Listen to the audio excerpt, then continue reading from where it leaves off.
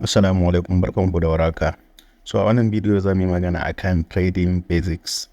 So za mu fara daga technical analysis zuwa fundamental analysis. So idan ana magana technical analysis wato simply means the use of chart ne haka domin ka kalla price history da kuma inda market direction din yake so ya je su. So a trading always mutane suna using na abin da ya faru a baya domin su yi making na judgment mai kyau a gaba. So dangane kuma da fundamental analysis wato shi kuma za a iya cewa kamar wani sentiment ne haka da kuma news. So abin da zai sa mutane su siya abu ko kuma abin da zai sa mutane su siya da abu wadda bai wuce maganganun mutane ba. Da wasu financial institutions haka da wasu influencers wanda abu wani lokaci zai gani ya yi fine na charts sai kuwa wato sai fundamental sai aiki. So kafin mu je da nisa so farko idan kana buƙatar trading view dan har kana so ka fara technical analysis. So TradingView shine I think the best app that mutane suke amfani da shi domin duba charts. So abinda mutum zai easy shine rubuta tradingview.com. So mutum sai zo ya dan yi register. Idan ka register kuma abin da za ka yi kawai aka yi login ne. So nawa already I register. So kawai ya kawo ni direct login. Idan har baka register ba kawai zai baka dama simple ne register. Aka yi using na email naka sai ka input na password naka. That's all. So then gama budewa in ka zo ka wajen products clicking na super chats.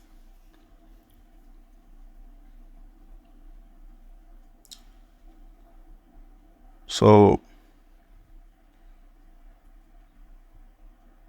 wannan complete setup din shi muke kira da charts. So wayannan kuma other tools nan wato duk dai abubuwan da zaka using nasu ne domin ya taimaka maka wajen analysis naka.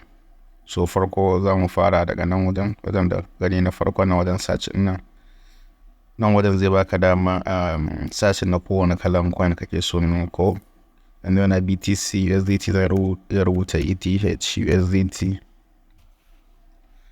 kuma mene wani kalan coin nake so a nan wajen zan zo na rubuta da first inda nake so na yi clicking for example a ce Binance haka. So ya kawo ni. So abubuwa na biyu kuma shine wannan time frame din nan. So time frame yana nufin cewa lokaci da kowane kalan candlestick yi ne haka.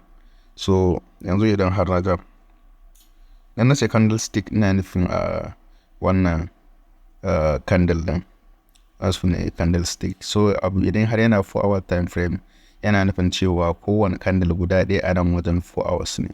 Kamar yanzu a ce karfe nawa ne? Sai kamar karfe 6 ne haka. So nan wajen zai zama 6 sai ka yi ta yamma 6 5 3 4 so kowane 4 hours ne haka. Idan har ne making na wannan guda uku haka yana nufin cewa 12 hours kenan haka. Candle guda uku yana nufin 12 hours. So shine simple abin da mutum zaka iya dawowa da shi 2 minutes kuma wani kalan time frame kake so. So depend on your analysis. Wayansu suna trading na higher time frame ne wayansu kuma lower time frame haka. So dan kana trading na higher time frame zaka zo ka using na charts wadda suke na a higher time frame. So wadda dama kai baka damu da result na kai achieving nan da wayansu awanni baka. So next shine wannan candlestick style ne. So style ne da za ka iya amfani da shi. For example haka ka zaɓa kalan wanda kake so. Akwai line chart idan kana so ka yi amfani da line, kuma kana so ka yi amfani da wadda nake amfani yanzu wato helkin ya aishi, ko kuma za ka yi amfani da normal din. Wannan shine normal din chart wadda zai baka red and green. Sai kuma akwai na helkin ya aishi wadda zai taimaka maka shi kuma kawai da ke zai baka dama, for example kawai ka dinga ganin trend based on chart ma za ka iya ganin cewa trend ɗin da muke ciki up trend ne ko kuma down trend ne aka. So amma ganin daman ka banta abinda ake lura a chart shine price action. Yawwa. So nan wajen kuma idan na zo na yi clicking na indicators ɗin nan. Indicators wayansu tools ne da za su taimaka wa mutum domin ya yi wa financial research na shi. Yawwa. So akan wannan za mu iya duba kalan su wayansu indicators kalan su RSI wato relative strength index based on the price action, ko kuma mu je mu duba volume, ko kuma mu je mu duba market trend din haka defense. So simple yanzu wadda nake amfani da shi a nan wajen yanzu shine wato ainihin exponential moving average, wadda wani indicator ne da yake ba da average na price. So gashi nan ina amfani da 20 EMA, sai kuma a cikin biyu ya kamata ma na zaman na da shi. So ba da mu yanzu idan har ma so na yi adin nan EMA ko da rubuta EMA, ko kuma gashi nan za mu same shi moving average exponential. Idan har na so na yi amfani da volume ne nake so na gani, kuma da wani abu da aka su Fibonacci retracement da sauransu, a nan wajen duk zan samu duk wani indicator da nake bukata. Na ga dama zan yi amfani da su ne a wata trend wani abu aka yi amfani da super trend nan.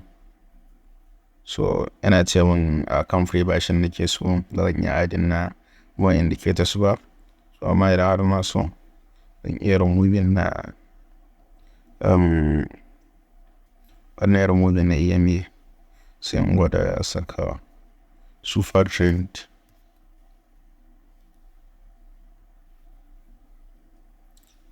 So wannan super trend din a wani indicator ne da yake nuna trend na market din. So idan har yana kan ja haka mutum zai shorting, da yana kan green light yana kan green zai yi longin na market din. So amma that is not the best way gaskiya to trade. Duk bayanan indicators suna buƙatar some custom settings for it to work yadda ake so haka. So mutum zai setting nashi based on his strategy shine. So daga nan next sai kuma alert ne. So mutum bayan ya riga da ya research nashi yana buƙatar alert idan har lokacin trade nashi yayi, ko kuma a ce alert kawai simple bai wuce sanarwa ne da zai dinga maka akan cewa lokacin nan ya kamata maybe ka yi checking na market din, maybe na ga saka ne idan har ya kai kan resistance ya yi maka notification a wayanka, ko kuma ya je kan support ne maka notification akan wayanka, ko kuma price in ya kai wani price ko nawa ne target naka sai ka saka wanda automatic price yana clicking na kan wannan abun, wato an yana za turo maka sanarwa. Yanzu idan na ga dama zan iya clicking na create, ina da application na akan wayana for example. So kuma za a iya tura mun kan mail shine easy, ya kuma play sound na idan na ce create.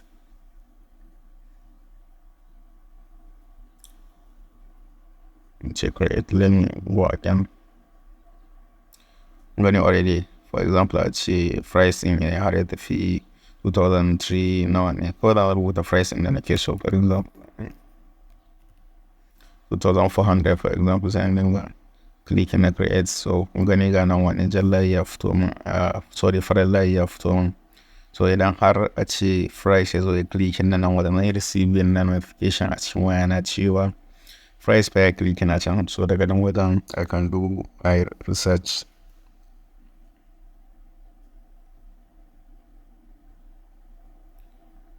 When I canceling. So wannan kuma reply din na ana using na shi most domin cikin na validity ne na kuma trading strategy naka. So za ka iya saka trading strategy naka into test. Idan har for example na ce wannan super trend ne to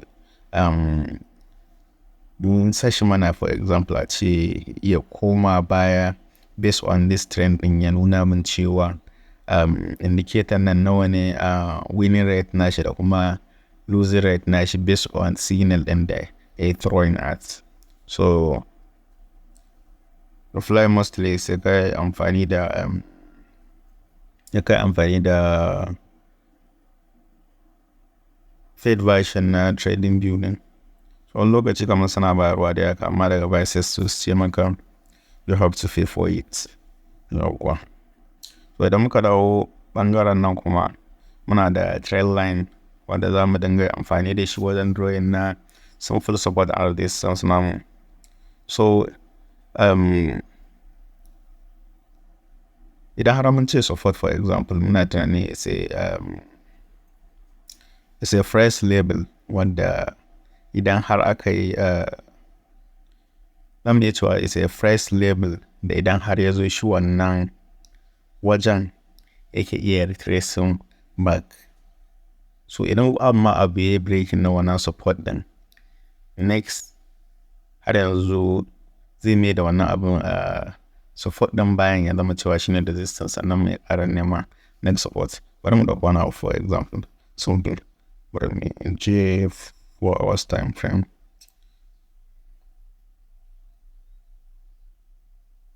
So bari mu zoom out. So yanzu for example a ce ina har muka samu for example 2 touch akan abu, ina har akan line ne muka samu 2 touch or more than that, amma minimum dai 2.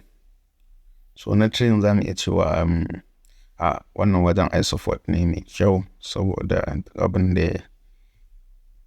ya yi clicking na wannan kan price action nan 3 times bai 2 times na uku ma maybe zai iya gewa haka.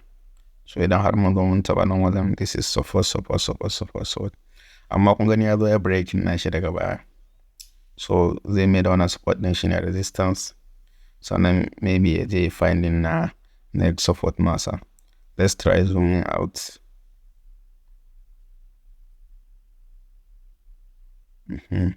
So idan har mun zoom out za ku gani cewa this is a very strong support. The mostly idan har ya clicking na wannan support din haka yana bouncing back price din. So mutane yawancin za su iya sai ta kawai buy orders akan wannan wajen. So amma defense saboda kun gani akwai market sentiment for example haka.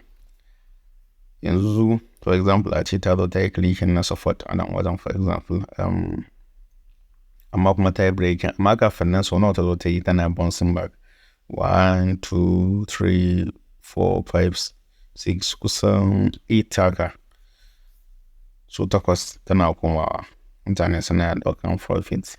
So amma saboda abin da ya faru yanzu for example jiya zuwa shekaran jiya wato masu kudin duniya kalan su Robert Kisoki da wayansu manya-manyan financial analysts suna tunanin cewa abubuwa kaman price nasu is high, therefore we expect a market crash the whole market thing. So shine abin da ya jawo wannan.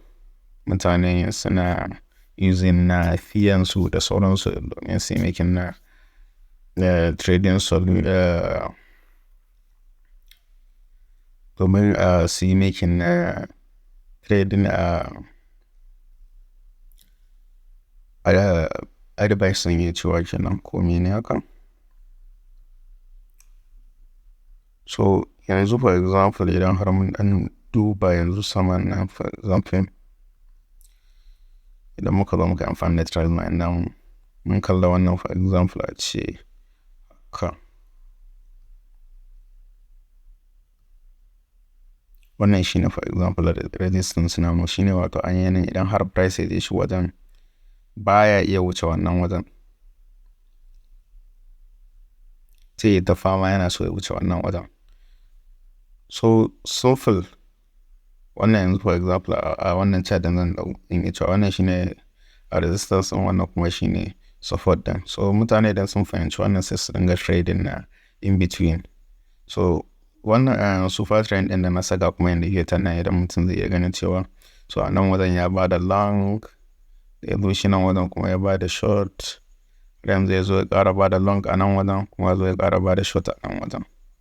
So wannan dai su ne simple support and resistance. So kuma ana using na trend line din ana amfani da shi ana zana abinda ake kiran shi da chart structure. Yawwa for example yanzu for example idan har za mu kalla wannan yadda abin yake haka at all time ba wai ya support resistance ba za mu iya jan asalin wannan for example idan har za mu iya mai da shi trend line namu idan har muna ja haka so za mu kalla opportunity da cewa ina ne market din yake tafiya yanzu for example idan har mutum bai samu damar shiga a nan wajen ba zai iya shiga a nan har zuwa lokacin da ya tunani is too late for example.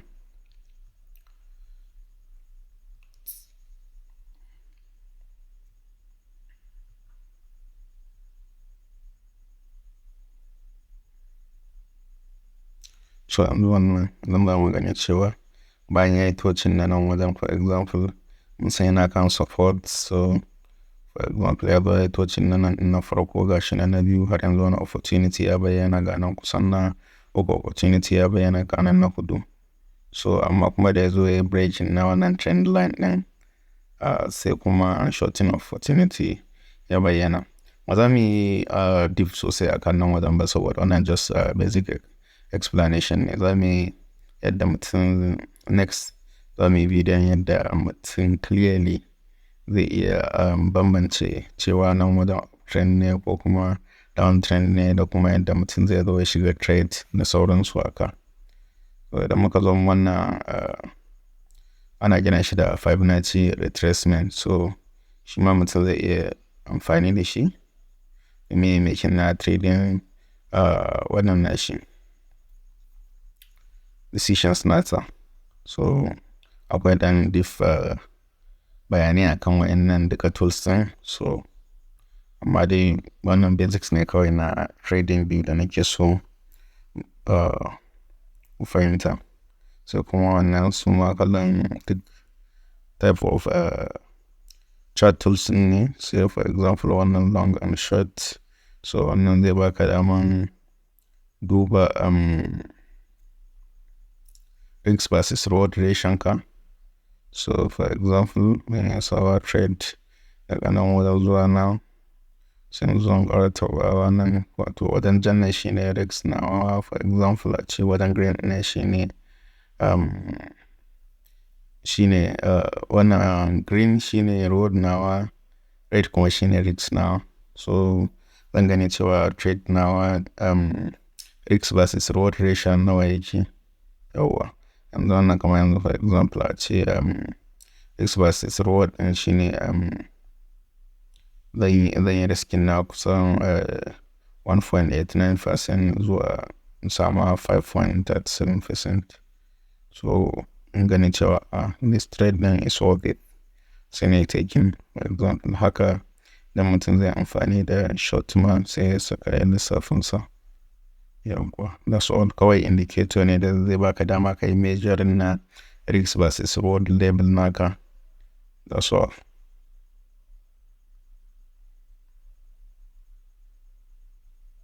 Wannan brush mutane suna using na brush nan da ƙananan zane akan chart suna su text wannan idan kana so kai adana text akan chat za ka iya clicking kai adana wanda kake so. Sai idan wata ba mutum yake so yayi sai ya kai shi bayan inda yake so kayansa. Shi da matsala.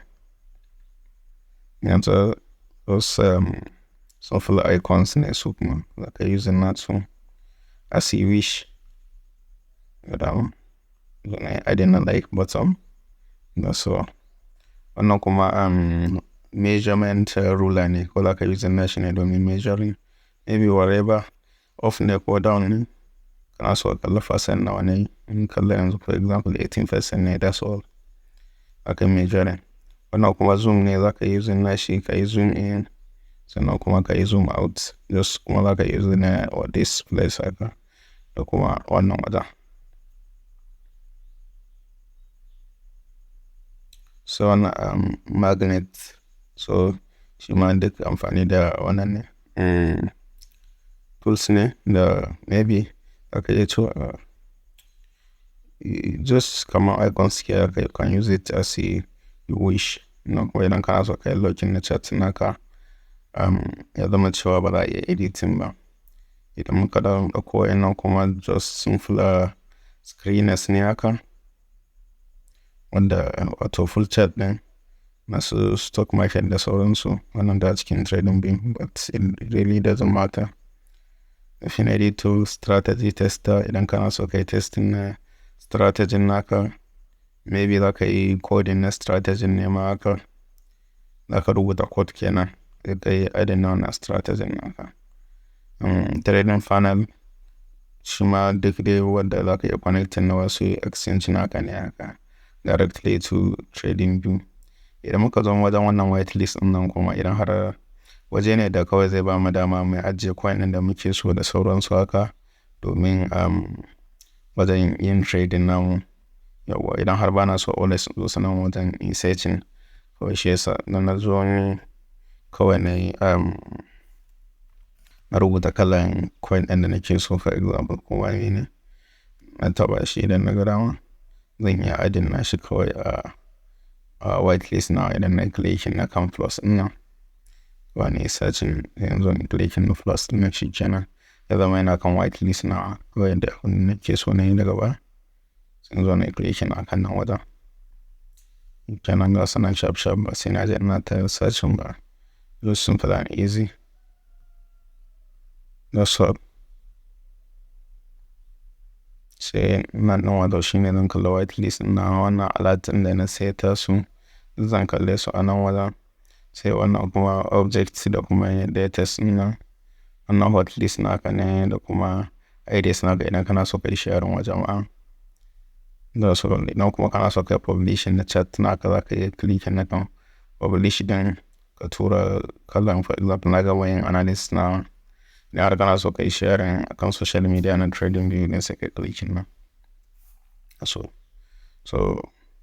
I think bayani sosai simple akan yadda mutum zai ɗanyi analysis wato especially technical analysis. So abin da ya saba mu ɗan differ kan fundamental analysis ba saboda mostly news ne haka da kuma social media da kuma influencers wanda su ne mutum zai je ya dinga bi da sauransu haka. Amma I'm using this tool Forex Factory domin kalla major news ɗin haka. Zan kalli duka abubuwan da zai faru haka. So idan har ka haɗa fundamental analysis naka da technical analysis naka, you can make a good trading decisions inshallah. So bye. This is the end for this video.